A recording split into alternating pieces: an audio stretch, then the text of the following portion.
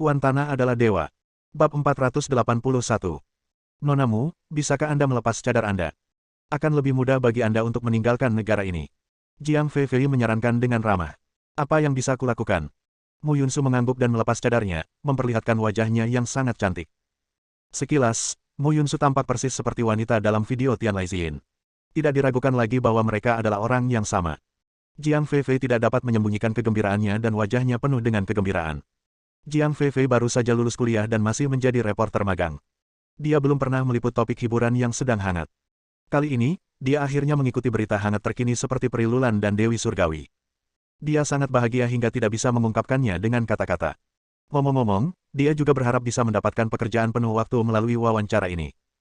Wawancara berikutnya berlangsung selama lebih dari setengah jam.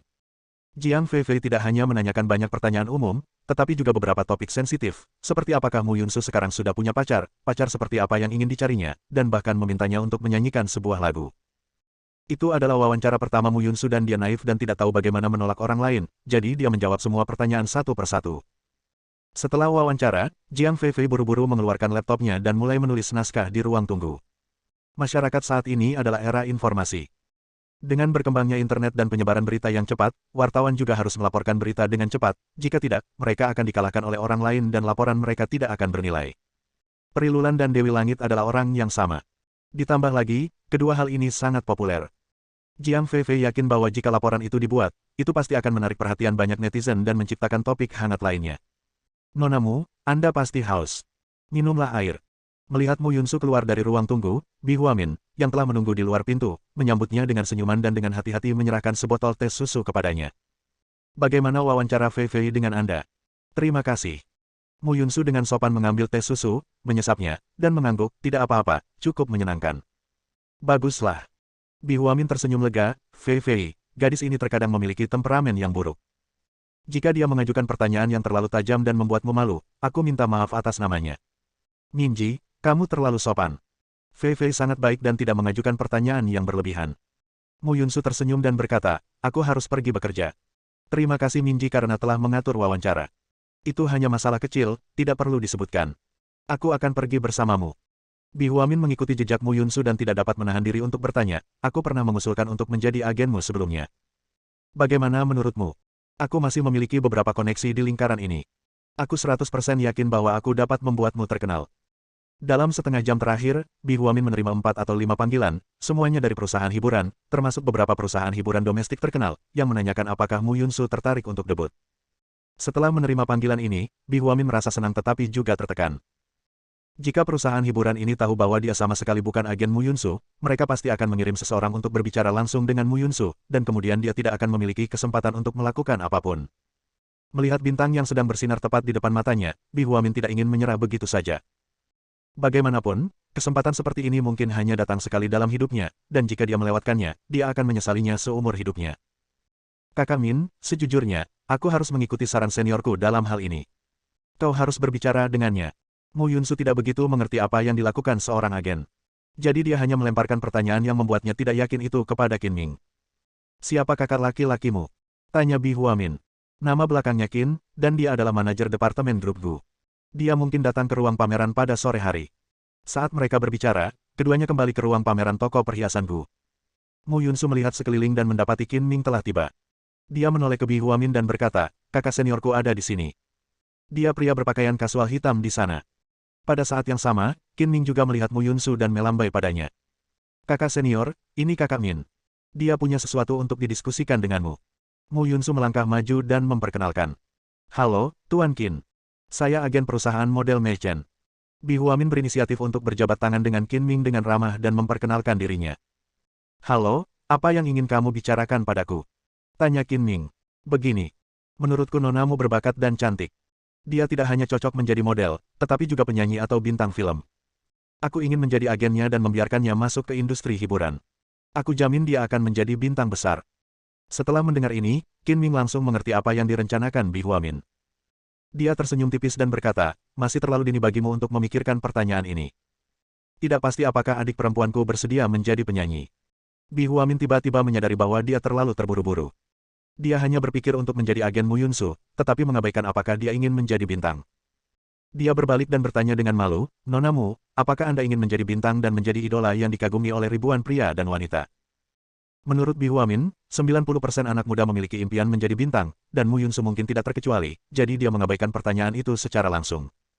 "Aku tidak begitu tertarik menjadi bintang, tapi aku bisa bernyanyi." Dulu, Mu Yunsu tidak tahu kalau dia bisa bernyanyi dengan baik.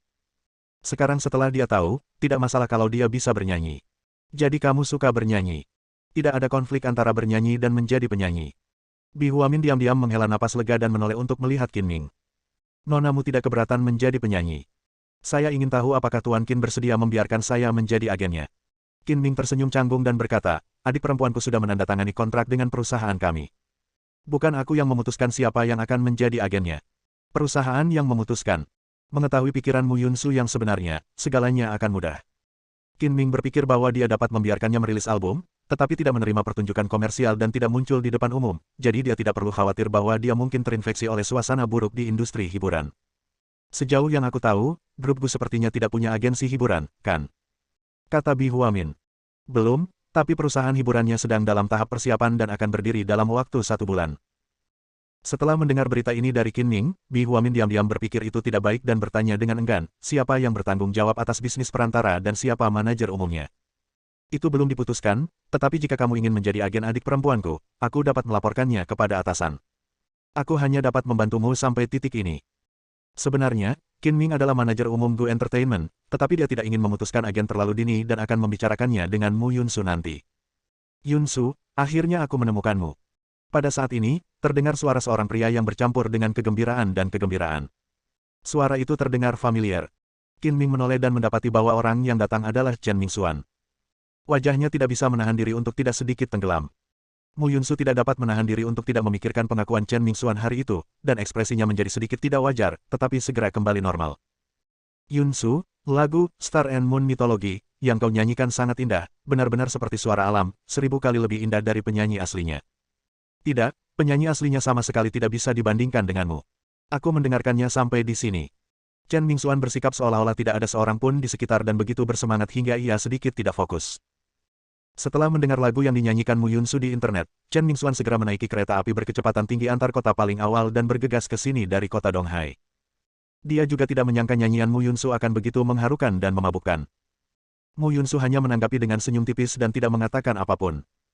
"Kamu telah menjadi selebriti internet.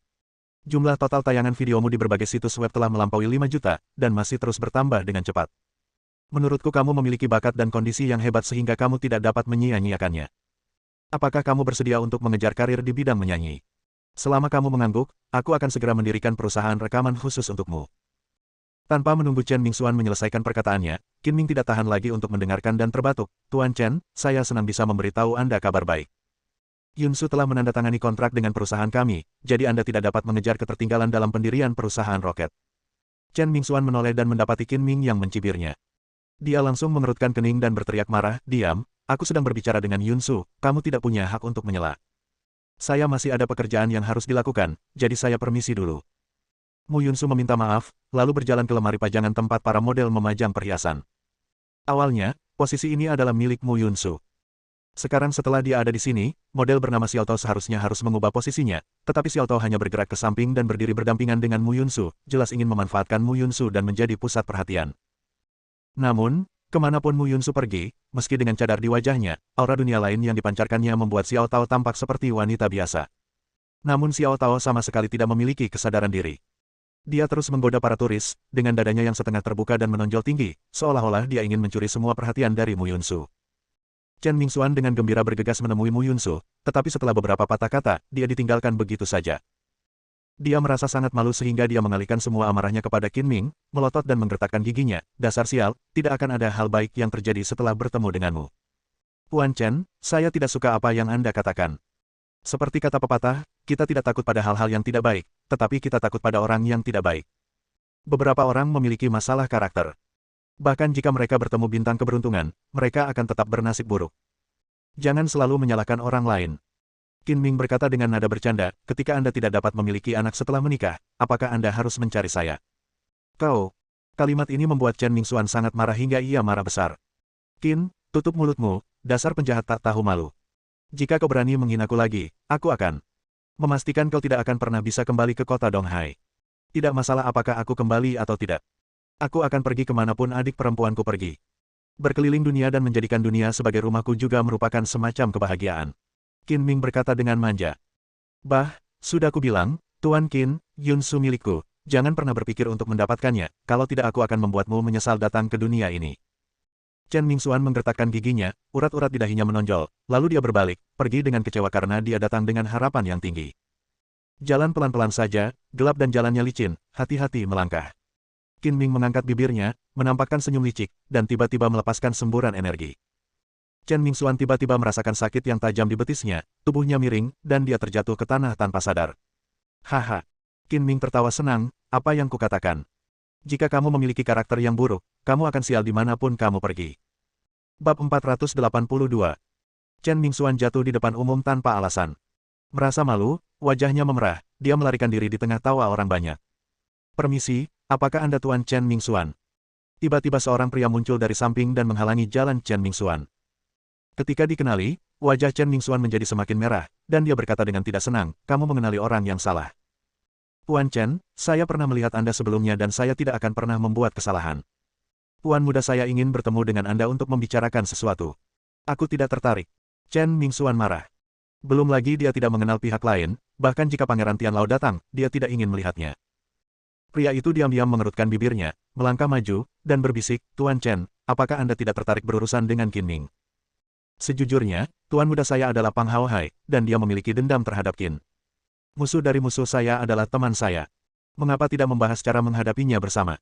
Mendengar ucapan pihak lain, mata Chen Mingxuan berbinar. Pikirannya kini dipenuhi pikiran untuk memberi pelajaran pada Qin Ming.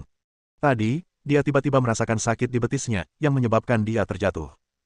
Dia merasa kemungkinan besar itu adalah kesalahan Qin Ming, kalau tidak, dia tidak akan terjatuh tanpa alasan. Baiklah, kalau begitu mari kita bertemu. Tidak lama kemudian, pria itu membawa Chen Mingxuan ke sebuah BMW yang diparkir di luar ruang pameran, membuka pintu belakang, dan memberi isyarat mengundang. Orang yang duduk di dalam mobil itu adalah Pang Haohai, dengan wajah memar dan benjolan besar di kepalanya yang belum mereda.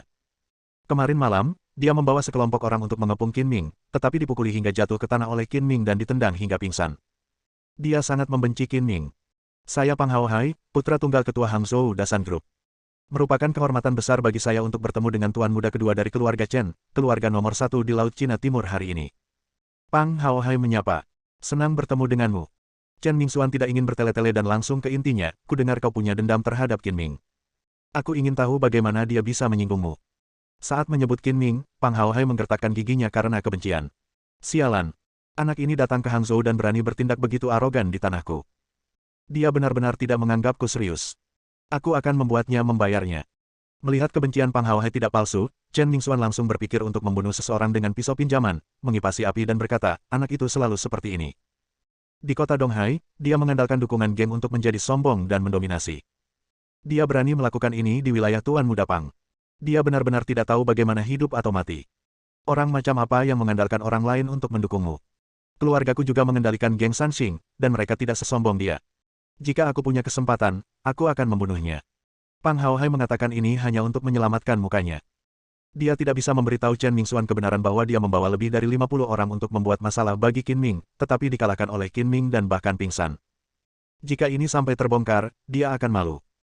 Selain itu, Chen Mingxuan sangat jelas tentang betapa hebatnya keterampilan Qin Ming, dan dia memperkirakan bahwa 30 atau 50 orang tidak dapat menyakitinya kecuali mereka menembaknya dari belakang. Chen Mingxuan mendapat ide saat pikirannya berpacu. Dia berkata dengan sinis, saya tahu sedikit tentang latar belakang Qin Ming, dan saya punya rencana bagus untuk menghadapinya. Saya ingin tahu apakah Tuan Muda Pang bersedia mendengarkan. Tuan Chen, silakan bicara. Saya siap mendengarkan. Mata Pang Haohai berbinar. Dia khawatir tentang bagaimana menghadapi Qin Ming. Seperti kata pepatah, untuk mencabut rumput, pertama-tama. Sekarang setelah pendukung Ming pergi, akan jauh lebih mudah untuk berurusan dengannya. Petik 2. Pang Haohai salah memahami maksud Chen Mingxuan dan membuat gerakan menyeka lehernya. Maksudmu mencari keturunannya, snap. Chen Mingxuan menggelengkan kepalanya. Qin Ming belum menikah. Maksudku, singkirkan dulu kekuatan di belakang Qin Ming. Mendengar ini, Pang Haohai hampir mulai mengumpat. Sungguh ide yang bodoh. Tidak masalah bagi seorang pria bernama Qin untuk memukuli 50 orang. Kekuatan di belakangnya bahkan lebih sulit untuk dihadapi. Bukankah ini sama saja dengan memintaku untuk mati? Dia mengandalkan perkumpulan teratai merah. Perkumpulan Teratai Merah hanyalah geng kecil di kota Donghai. Jumlah anggotanya tidak lebih dari 50 orang, dan tidak ada tokoh yang berkuasa. Yang penting adalah dia dan Presiden Perkumpulan Teratai Merah adalah simpanan. Jika Anda menangkap simpanannya dan menggunakannya sebagai ancaman, dia akan membiarkan Anda memanipulasinya. Berbicara tentang ini, Chen Mingxuan mencibir beberapa kali. Lagi pula, gundiknya adalah wanita cantik. Kau bisa mempermainkannya sesuka hatimu setelah kau menangkapnya. Akan melegakan jika kau menidurinya. Setelah mendengar ini, Pan Haohai akhirnya mengerti tipu daya Chen Mingxuan. Dia tersenyum sinis dan berkata, Tuan Muda Chen masih pintar. Saya akan mengirim orang untuk memeriksa kekuatan Perkumpulan Teratai Merah dan mencari tahu kebenarannya. Jika memang seperti yang Anda katakan, saya akan segera memimpin sekelompok besar orang dari geng Sanxing untuk menyerang mereka.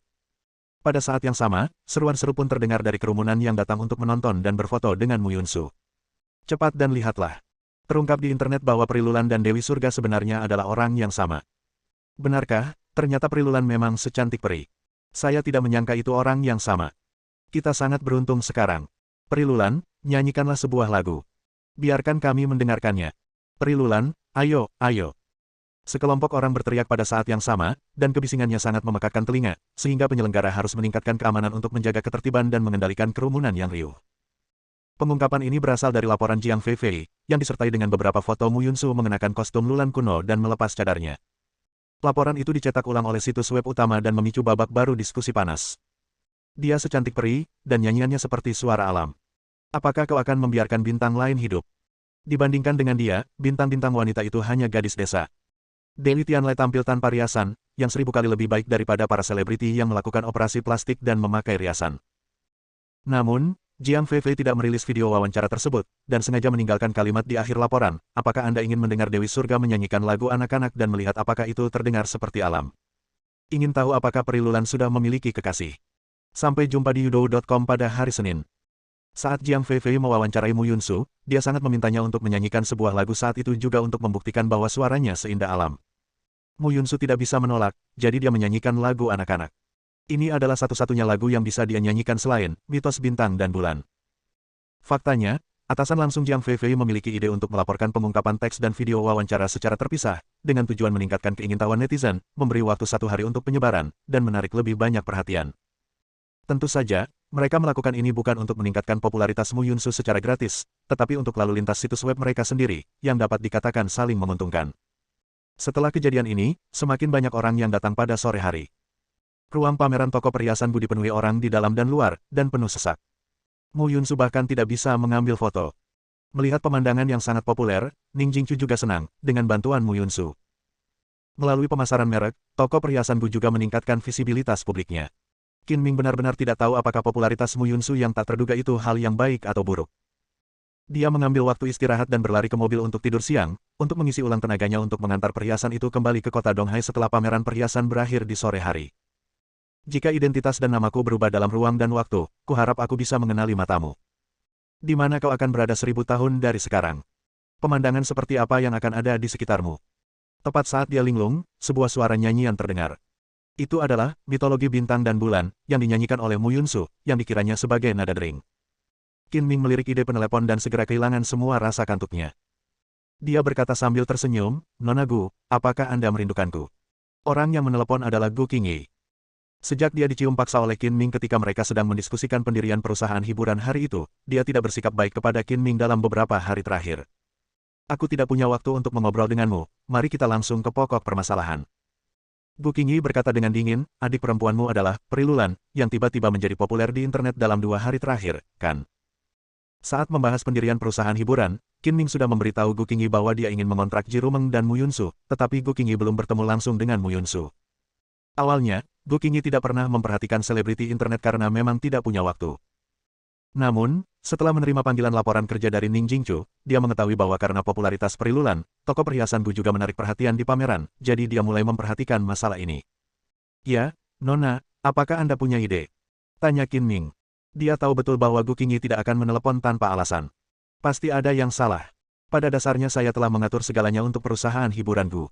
Kami akan mengosongkan lantai 8 hingga 10 gedung grup sebagai lokasi kantor untuk perusahaan hiburan. Kandidat untuk manajer utama juga telah ditentukan. Kami akan melakukan beberapa persiapan yang relevan minggu depan, dan akan dicantumkan dalam seminggu. Qin Ming tidak peduli kapan perusahaan hiburan Gu akan didirikan. Ia memutuskan untuk menjadi bos yang tidak ikut campur dan menyerahkan berbagai hal kepada bawahannya. Ia percaya bahwa wakil yang diatur oleh Gu Qingyi untuknya bukanlah orang yang biasa-biasa saja. Setelah menjelaskan situasi dasarnya, Gu Qingyi melanjutkan, adik perempuanmu memiliki bakat menyanyi, citra yang bagus, dan dia bukan orang luar. Menurutku, penting untuk menjadikannya bintang besar. Bagaimana menurutmu? Gu Qingyi adalah seorang pengusaha yang menghargai kepentingan komersial. Dia ingin membuat Mu Yunsu terkenal, bukan karena wajah Qin Ming, tetapi karena dia ingin mengambil kesempatan untuk meningkatkan popularitas perusahaan hiburan Gu di kalangan masyarakat. Secara keseluruhan, Mu Yunsu adalah pilihan terbaik. Adik perempuanku tidak suka menjadi bintang. Dia memiliki kepribadian yang pendiam dan tidak suka tampil di depan umum.